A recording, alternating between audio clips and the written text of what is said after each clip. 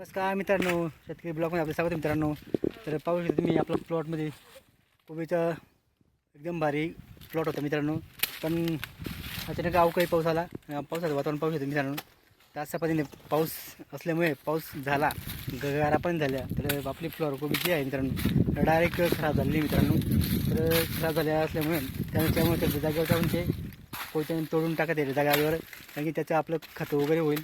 आणि असे वाया जाण्यापेक्षा त्याच्या जे काही खराब झालेलं फुलं आहेत ते आपण जागेवरती तोडून टाकत आहे आणि ते जागेवरती सोडून जाणार मित्रांनो. त्यासाठी आपण शेतामध्ये आलेलो आहे मित्रांनो. तर चांगलाच पाऊस झालेला आहे मित्रांनो. तर गारपीट पण झालेलं आहे. या अवकाळी पावसाने सगळं नुकसान करून टाकलं आपलं.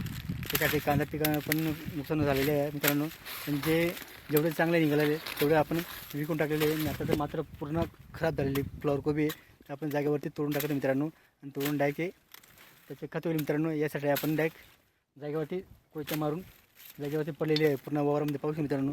तर अशा पद्धतीने शेतकऱ्याचं नुकसान हा निसर्ग हा कोणाच्या हातामध्ये नाही मित्रांनो. तर निसर्ग हा राजा आहे. हा केव्हा येईल आणि केव्हा काय करून जाईल ते त्याचा फक्त शेतकऱ्याला नुकसान जास्त होतं मित्रांनो. आणि त्या शेतकऱ्याचं प्रति पीक शेतामध्ये मोकळे असतात मित्रांनो. त्यांना आपण जागू शकत नाही मित्रांनो.